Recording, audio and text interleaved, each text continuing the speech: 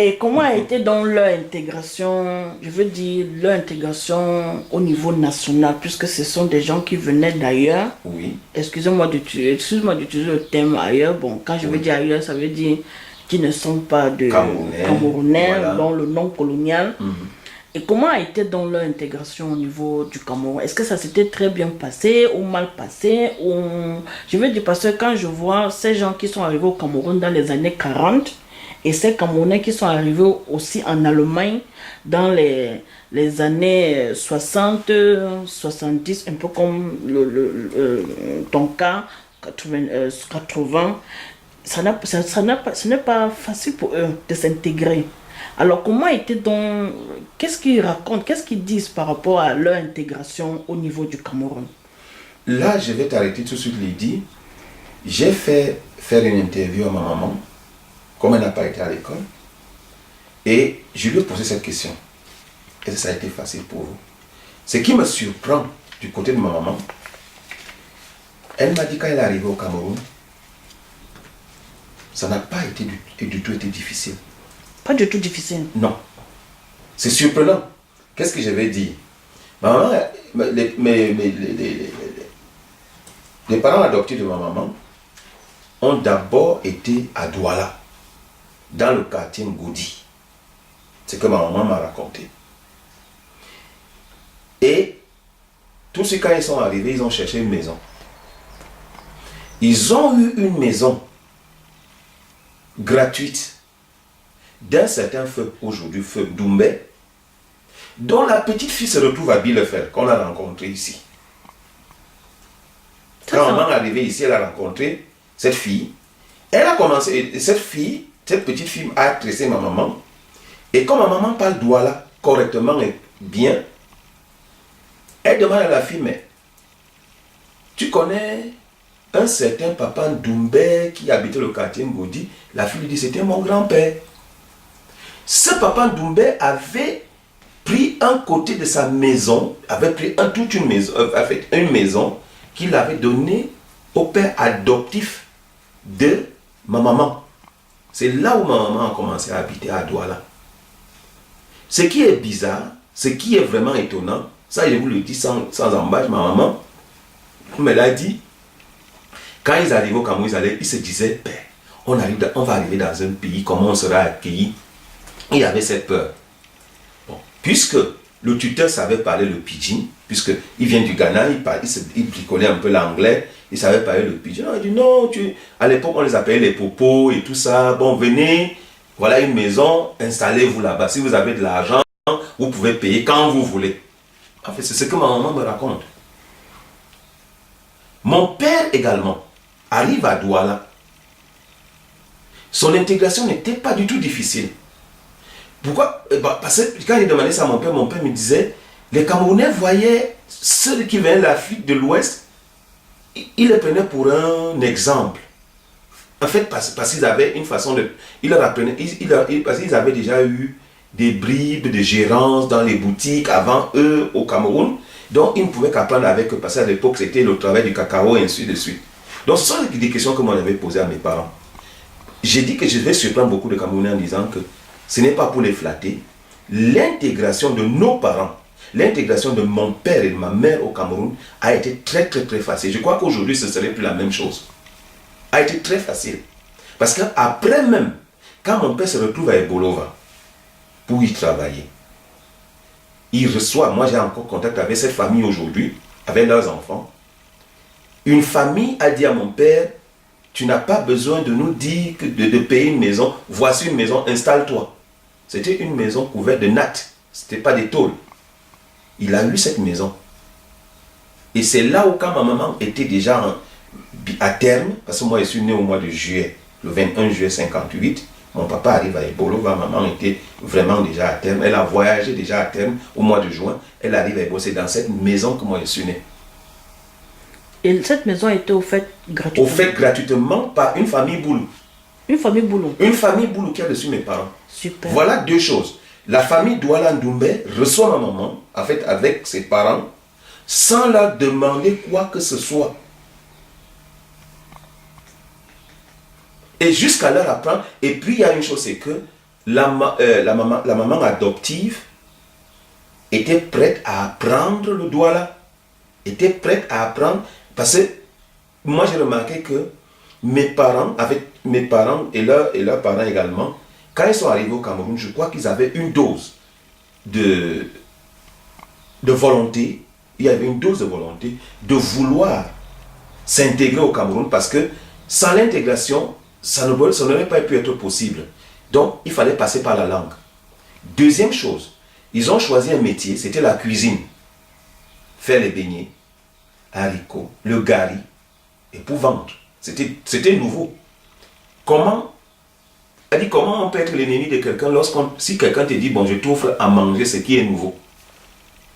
Si je veux maintenant réunir les gens, je peux les réunir autour d'un mets. Oui. C'est africain. C'est africain. C'est africain. Donc voilà ce que nous connaissons au Togo. L'ablo, par exemple, qui est mangé à Douala. Les Douala connaissent l'ablo, ça vient de l'Afrique de l'Ouest. Si nous vous offrons ce que nous connaissons et vous acceptez ce que nous avons ici au Cameroun, notre vie sera commune, elle sera meilleure. Donc, pour dire l'intégration, c'est pas la langue et la nourriture. La cuisine. Et c'est ça que moi j'ai pu retirer les propos de mes parents. Mon père, lui, il est vrai qu'il n'avait pas pu parler une langue camerounaise, mais c'était quelqu'un qui savait aussi donner de lui-même. C'est-à-dire, il aimait beaucoup raconter, il aimait dire, faire part aux autres de leur expérience, de son expérience dans la vie, ainsi de suite. Quand il est arrivé, il était très très à l'aise. Il arrive, il demande, voilà, je cherche une maison. Une vieille femme la rencontre, tu cherches une maison, tu viens d'où? En français, tu viens d'où? Oh, je suis togolais, je suis ghanéen et j'ai trouvé du boulot ici, mais je n'ai pas de maison. La femme lui dit, viens, j'ai aussi des garçons de ton âge, tu vas être avec eux, mais on va te donner une maison. C'était tout. Mais tout à l'heure, tu disais que si c'était aujourd'hui, ça devait être difficile. Mais pourquoi? Parce que je suis un peu étonnée de cela. Au Cameroun, il y a beaucoup de Nigérians, de quelques Gabonais, des Maliens. Il y a une forte communauté malienne au Cameroun.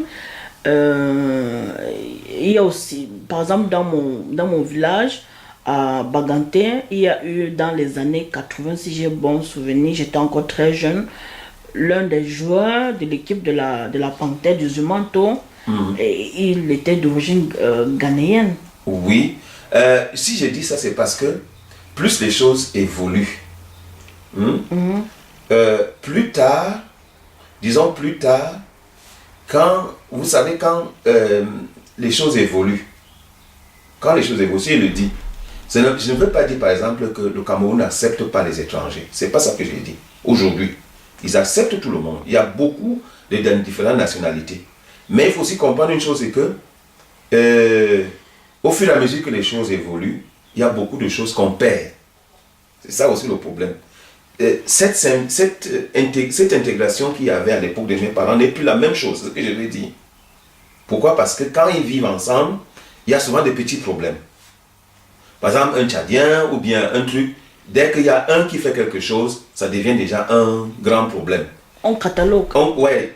Ou bien ce qu'on remarque aujourd'hui, il y a beaucoup plus de resserrement dans certaines communautés au Cameroun, surtout quand ils vivent dans les grandes villes. Tu vas trouver les Nigérians qui vivent en communauté restreinte.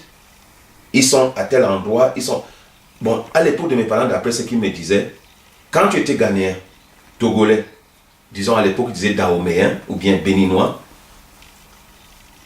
les Camerounais les mettaient dans le même truc. C'est-à-dire, c'était les mêmes personnes. Et nous-mêmes aussi, on se disait qu'on était les mêmes personnes. Aujourd'hui, c'est déjà différent. Quelqu'un va dire, oh, je suis Béninois, oh, je suis Togolais, oh, je suis Ghanéen. Oui, mais ce problème-là, on le retrouve aussi ici en Allemagne. Voilà, parce justement. Que quand j'ai eu à causer avec plusieurs autres personnes qui ont été en Allemagne dans les années 60, 70, 80, jusqu'en mi-90, tous m'ont dit, oui, nous avions toujours créé une association africaine. Voilà. Parce que nous étions très peu. Ouais. Et on constate que depuis mi-90 jusqu'à nos jours, il y a toujours ce redressement, je veux dire ce regroupement. Voilà. Mais je crois que c'est un phénomène quelque part naturel Oui. qu'on ne peut pas, qu'on peut pas éviter.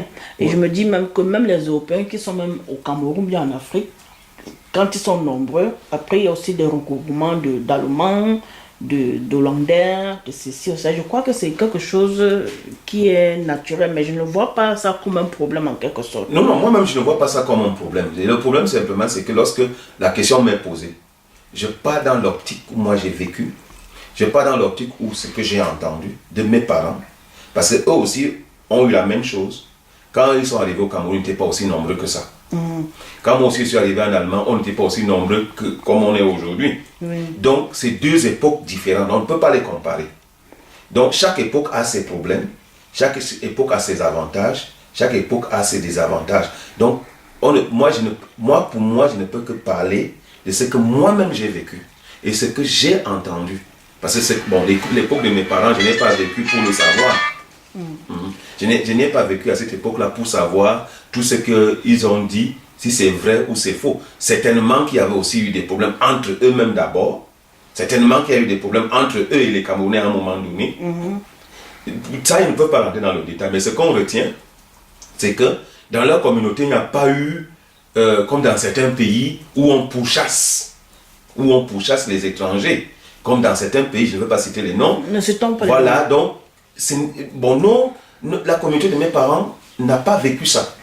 Nous étions au Cameroun, on n'a jamais été attaqué par qui que ce soit, même verbalement. Ok. Bon, ce qui veut dire les parents sont toujours au Cameroun. Non, non. Malheureusement, disons pour moi, en 96, mon père il est mort. En 96, de suite d'une longue maladie. Et il avait émis le vœu d'être enterré, n'est-ce pas, au Togo. C'est ce que nous avons fait. Nous, les enfants qui vivons en Europe, on a essayé d'accomplir son vœu en le faisant rentrer quand il était déjà vraiment au fait de sa maladie. Et c'était 2 ans avant sa mort, il est rentré pour se reposer au pays. Et malheureusement, on avait pensé que bon, avec tous les soins qu'il pouvait avoir chez lui et avec les siens, il pouvait encore peut-être rester un peu plus longtemps, mais malheureusement, il nous a quittés exactement le 24 mars 1996. Donc, Père son âme. et ma maman aussi l'avait accompagné. Elle est restée, en fait, comme les deux avaient eu le soin de construire chacun sa maison au Togo, ils ont laissé les biens. Ma maman vit dans sa maison, mais ma maman, elle est la femme, disons, aujourd'hui la plus heureuse, puisque elle peut se permettre, n'est-ce pas, d'aller au Cameroun voir ses 2 enfants qui sont restés là-bas, et ses petits-enfants également. Qui sont restés aussi au Cameroun. Qui sont restés au Cameroun. Elle peut aussi aller voir de temps en temps ses enfants qui sont restés au Togo ou bien au Ghana. Et puisque nous sommes actuellement éparpillés dans le monde, en fait je suis en Allemagne, elle vient souvent me voir ici. Et elle voyage tout le temps. Actuellement, à l'heure actuelle, elle est au Togo. Juste une petite question, je ne l'avais pas vraiment préparée. Est-ce que la maman a pu aussi s'intégrer au Togo ou au Ghana? Les deux voyageaient très peu. Depuis qu'ils étaient au Cameroun, ils voyageaient très peu. Peut-être parce qu'ils n'avaient pas assez de moyens. Mais ils ont toujours continué à avoir des attaches. Mais ce n'était pas toujours des attaches qui étaient continues. Qu'est-ce que je veux dire? Ma maman aujourd'hui a intégré, quand elle rentre au Togo par exemple, puisqu'elle vit beaucoup plus maintenant à Paris, avec mes petites soeurs et mon petit frère qui sont là-bas, elle vit beaucoup plus à Paris ces derniers temps à cause des soins médicaux qu'elle reçoit. Je peux dire que quand elle rentre au Togo, elle n'est pas dépaysée. Elle est dans un groupe de femmes, elle est entourée par ses soeurs qui vivent encore, par ses cousines, ainsi de suite, ainsi de suite. Elle est toujours, on ne peut plus parler d'intégration, elle rentre toujours au bercail. Bon, les contacts avec ses soeurs n'étaient plus très continus parce que chacun avait déjà eu sa voix, chacun avait plus sa voix, d'autres étaient mariés dans d'autres pays différents ou bien dans une autre ville. Donc, ce n'était pas tellement ça. Disons que pour mes parents, leur pays qu'ils ont adopté finalement, parce que quand on regarde un peu le profil de maman de 1948 à 94, où elle a vécu pleinement au Cameroun. Elle est camerounaise. Elle est camerounaise. Elle a fait plus de 45 ans au Cameroun. Et mon papa, il quitte le Cameroun après 40 ans. Après 40 ans, quand on a passé 40 ans de sa vie dans un pays, bon, quelle attache on a encore avec les siens au pays? dans le pays natal. C'est le nom, oui, j'ai encore un frère, qu'on voyait presque rarement. Je veux dire, ils faisaient effectuer des voyages d'un mois quand ils avaient des vacances, parce que papa il travaillait au Cameroun. Hein, il était gérant dans certaines boutiques ou bien comptable. Donc, il ne pouvait que profiter des vacances, de certaines vacances, pour aller au Togo, voir les siens, mais ce n'était pas toujours continu. Et nous étions 7 enfants, ils ne pouvaient pas se payer ce luxe-là de nous amener au Togo. Bon, moi, je peux dire quand mes parents vivaient, j'ai fait le Togo peut-être 3 fois. 3 fois. 3 fois seulement. Et toujours sur le point de l'intégration, parce que c'est un thème qui est devenu, je veux dire, national en Allemagne, bundesweit, même aussi au Cameroun et en Afrique, je veux dire presque partout sur la terre, quoi. Oui. Et quand vous allez, pour ces 3 fois où vous avez été, je veux dire, papa, maman et les enfants au Togo, comment était l'intégration de ce côté-là? Est-ce qu'on vous prenait pour des étrangers ou bien pour comme les gens de la famille, ou comment ça se passait? Voilà, ça c'est une très bonne question. Je parle dans ma perspective. Voilà, c'est quand papa nous prend, quand papa nous dit, bon voilà les enfants, nous allons au Togo. La première fois qu'il m'amène moi au Togo, disons, parlant de moi-même, et il ne pouvait pas faire autrement, il ne pouvait pas amener tous les enfants à chaque fois. Il sélectionnait certains, et on partait peut-être avec 3 enfants. La première fois, disons, nous étions combien d'enfants? Quand ils sont partis se marier à l'église au Togo, et nous étions à l'époque, en 1965, nous étions déjà 4 enfants. On a réussi à aller, toute la famille. Les 2 autres petites, en fait, j'ai 5 petites sœurs, donc à l'époque j'étais le seul garçon et 3 filles. Donc nous étions quand même au Togo. Ça, nous étions encore tout petits. 7 ans, j'avais 7 ans à l'époque. Donc, tout petit, on ne pouvait pas encore parler de problème d'intégration. On a vu les enfants, on a joué avec eux. Combien de temps on a mis là-bas? Je peux dire que c'était 1 mois et demi. Il fallait rentrer au Cameroun pour repartir à l'école. Et la langue de communication, c'était laquelle? La langue de communication, c'est que mes parents ont su faire. Ça, je veux le dire. Ils nous ont laissé la latitude de parler toutes les langues que l'on voulait parler dehors. En fait, avec nos camarades à l'extérieur de la maison. Donc c'est comme ça que j'ai appris le boulot avec les amis avec qui je m'amusais dehors. Mais à la maison, les 2 nous parlaient levé. Les 2 nous parlaient levé. Et c'est comme ça que nous avons appris à parler levé. Et une fois qu'on arrivait au Togo, on n'avait pas de problème pour communiquer avec nos oncles, nos cousins ou bien nos grands-mères, nos tantes. On n'avait pas de problème avec eux. Donc, très tôt, nous avons appris à parler la langue. Alors, donc, ça veut dire les enfants de papa parlent évé, oui. Ils parlent boulot, oui. Ils parlent français, oui. Ils parlent particulièrement l'allemand, oui. L'anglais. Ouais. Alors, un parfait multilingue.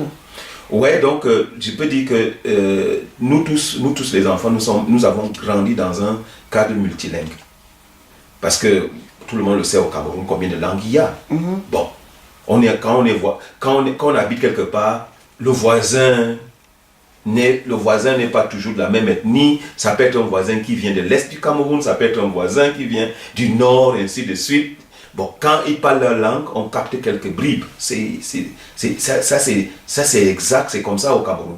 Quand on habite quelque part, on a 4 voisins. On n'est pas sûr que tous les voisins sont du même groupe ethnique. Ça c'est clair. Donc quand ils parlent leur langue, on capte souvent certaines choses. Très bien. Bon, maintenant revenons sur la maman qui est arrivée au Cameroun en 1948. Elle est arrivée à l'âge de 9 ans. En 1948, elle s'est d'abord installée la famille s'est d'abord installée à Douala. Oui. Ensuite, ils sont allés à Yaoundé. Et puis Saint-Mélima. Et pendant tout ce temps-là, elle a pris le Douala, le Hondo, et par la suite le Boulou. Ils ont même habité, je peux le dire, à Yaoundé, au quartier Aoussa. Et ma maman parle couramment Aoussa. Ça alors. Voilà. Très bien. Bon, alors, quelle a été donc l'activité principale de la maman?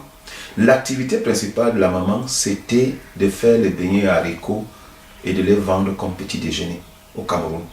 C'est ce qu'elle a fait tout le temps et toute sa vie. Dans quelle ville? À Ibolova? Elle a commencé à Ibolova, elle a continué ce travail à Yaoundé. Bien.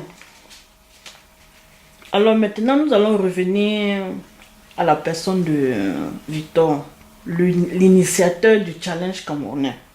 C'est ce qu'il faut le dire, ça Oui, va oui. rester. Hein, l'initiateur, c'est l'initiateur, il entre dans l'histoire. Oui. Alors, en 1987, tu arrives en Allemagne pour faire les études. Oui. Et quelles a été ces études-là? Bon, bon, si je peux traduire ce que j'ai fait en Allemagne, c'est allemand comme langue étrangère, si je traduis ça comme ça. D'autres diront c'est LEA, langue étrangère appliquée, un truc comme ça.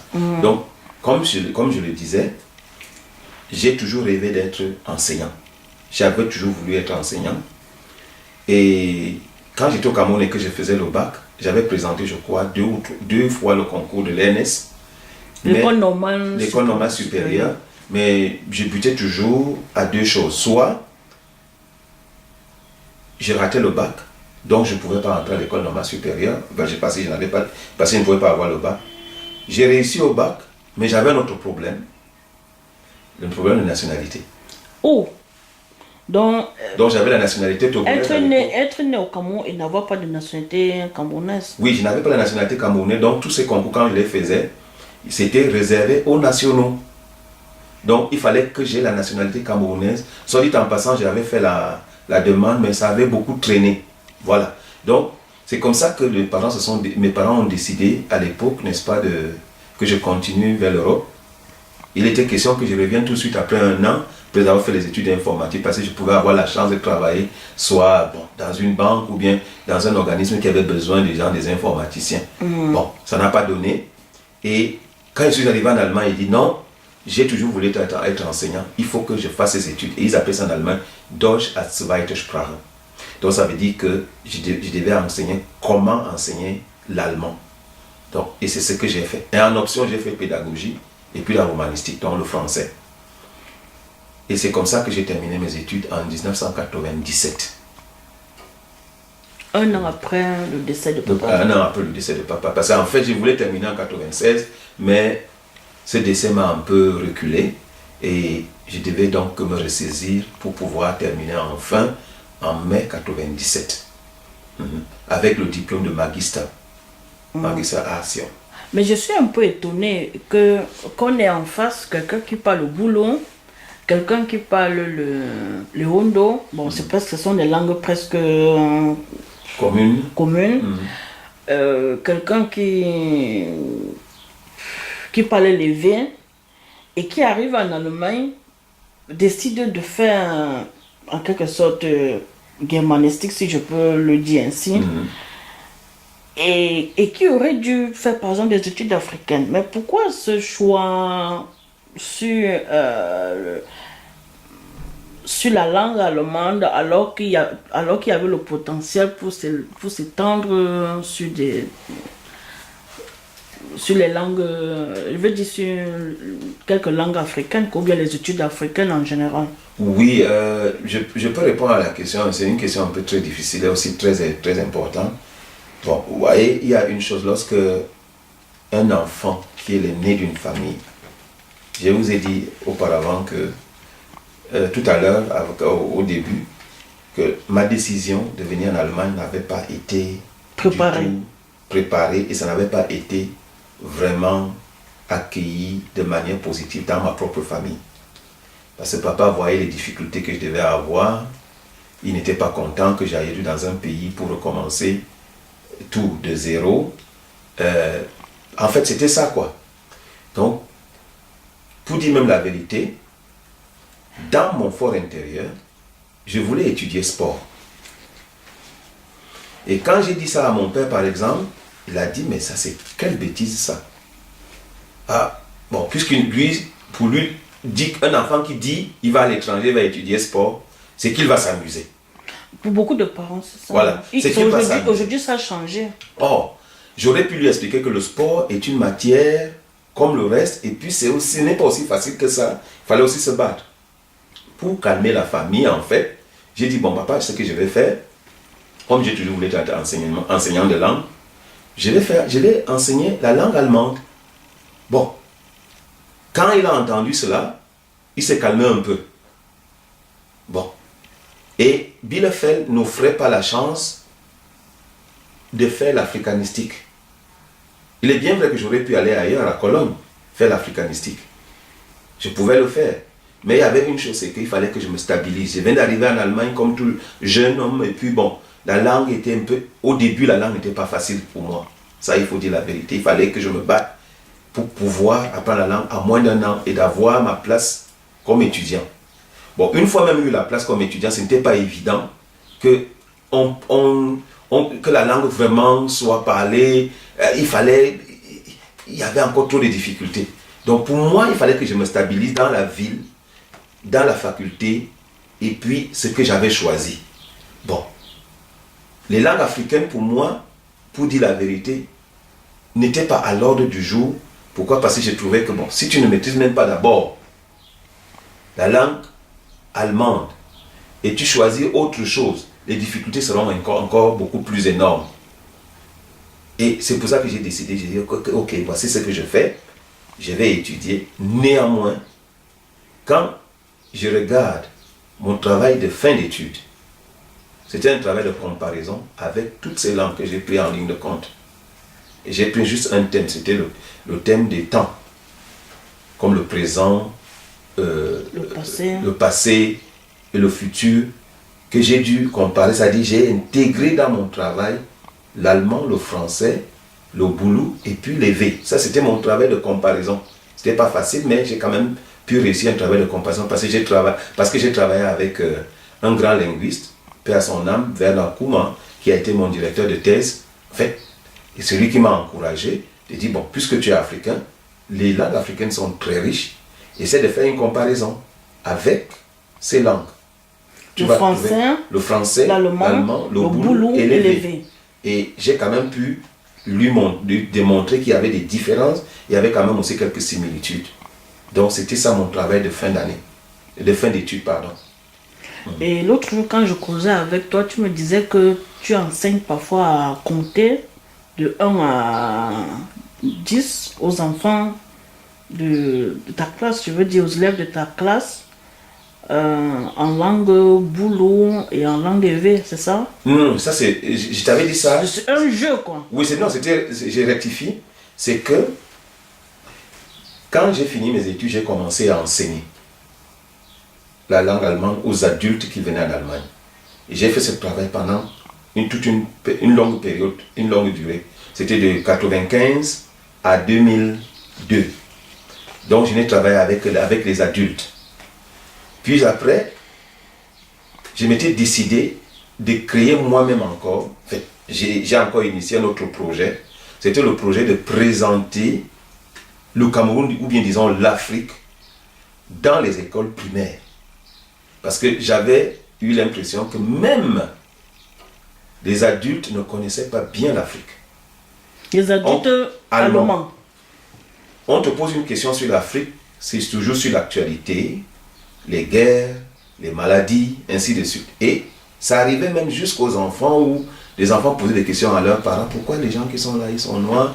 Il n'y avait pas de réponse adéquate. Je me suis dit qu'il y avait une certaine lacune. Donc, j'ai créé donc ce projet qui s'appelait Wer hat Angst vor Schwarzmann, ça veut dire qui a peur de l'homme noir. En fait, c'était un jeu qui existait en Allemagne à une certaine époque, à une certaine génération.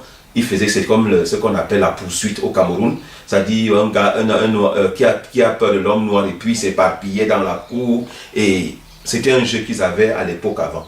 Donc c'était un titre qu'il avait donné à ce projet, un nom aussi qu'il avait donné à ce projet, qui n'avait rien à voir avec la peur de l'homme noir. Mais juste parce que je m'étais dit, avec ce projet, tu fais ça avec les enfants, et ces enfants pourront être des multiplicateurs. C'est-à-dire, quand ils arrivent à la maison, l'information que je leur aurais donnée sur l'Afrique, ils vont véhiculer ça avec leurs parents. Ça n'avait rien à voir avec la danse ou bien un truc comme ça, mais je leur expliquais pédagogiquement que voilà ce que, par exemple, qu'est-ce que nous utilisons à la place du balai, à la place de l'aspirateur. C'est un balai. Et puis moi-même, j'ai souvent eu à rassembler des objets au Cameroun qu'on utilise tous les jours. Et je montrais ça aux enfants. Je les informais d'abord sur l'immensité que constitue le continent africain. Parce que dans le conscient de plusieurs Allemands, l'Afrique est peut-être un pays dans le sud, c'est un pays englobant, bon, c'est un souhait que ce soit uni, mais leur dit que l'Afrique a 54 pays ou bien 55 pays aujourd'hui, et que entre le Caire et l'Afrique du Sud, c'est 13 000 km, ce n'est pas vraiment dans le conscient de plusieurs personnes. Donc, il fallait commencer par les enfants. Et tout le monde le sait. Quand les enfants posent des questions, ils n'ont pas de filtre, ils n'ont pas de censure. Les enfants, ça pose... Et il y avait un volet que je réservais aux enfants. Vous me posez actuellement des questions que vous voulez poser. Il n'y a pas de questions taboues. Et je peux te surprendre, les questions qui reviennent toujours, pourquoi tu es noir? On se dit peut-être que notre peau c'est une maladie. Donc en tant que pédagogue, il fallait expliquer aux enfants que ce n'est pas une maladie, c'est notre peau. J'accepte ma peau telle qu'elle est, j'accepte d'être africain tel qu'elle est. Mes parents sont aussi comme je suis, tes parents aussi sont comme ils sont. Il faut que tu acceptes aussi cela. Donc les enfants, en ce moment-là, quand ils arrivent à la maison, ils causent avec leurs parents. Ils disent qu'il y a quelqu'un qui est venu avec un projet à l'école. Il nous a dit ci, il nous a dit ça, sur l'Afrique, on fait ci, on fait ça. L'enfant rentre à la maison avec déjà une information. Et ça reste. C'est dans ce cadre que je leur apprenais. Quand il me disait, est-ce que tu peux dire bonjour en une langue africaine? Parce qu'il y avait une question, par exemple, que même les adultes posent. Parles-tu africain? C'est une question aberrante. Et je pose, et à certains adultes, je leur dis que si toi tu parles européen, en fait, il n'y a pas une langue qu'on appelle l'européen. Il n'y a pas une langue qu'on appelle l'africain. Et je les surprenais en disant qu'il y avait plus de 3000 langues différentes en Afrique. Alors, les enfants me disaient, alors, monsieur Dissa, est-ce que vous pouvez nous dire, vous pouvez nous apprendre à compter dans l'une de vos langues? Et c'est comme ça que je leur apprenais donc à compter de 1 à 10 en Evé ou bien en Boulou, dans les écoles primaires. Un exemple là maintenant en langue Boulou. En langue Boulou, il disait Fo, Baila, Nintan, Samanzangba, Moi, Ebu, Awom. Alors on faisait ça en rythme. Je prenais une corde comme, a dit que le jeu à la corde là. Alors les enfants, ils comptaient, c'est-à-dire quelqu'un est au bout du fil, on sautait dans la classe, 1, 2, 3, 4, jusqu'en Boulou, ou bien en éveil. Très bien.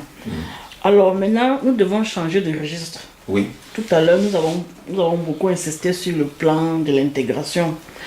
Et j'aimerais qu'on retourne au Cameroun dans les années 60, 70, 90. Je veux dire 60, 70, 80. Et nous allons plus nous concentrer sur le comportement. Est-ce que le comportement des Camerounais, je veux dire des jeunes là, est-ce que c'est la même chose qu'à votre époque quand on regarde ces jeunes de maintenant? Je vais répondre à cette question un peu relativement. Il y a toujours un langage, en fait, que moi je n'adopte pas quand je rencontre les jeunes d'aujourd'hui. Parce que mes parents aussi ont toujours eu, ou bien nos parents ont toujours eu aussi à avoir la même réaction. À vouloir comparer les générations. C'est-à-dire, à notre époque, les choses étaient encore mieux, ainsi de suite, ainsi de suite. Moi, je dirais ça différemment.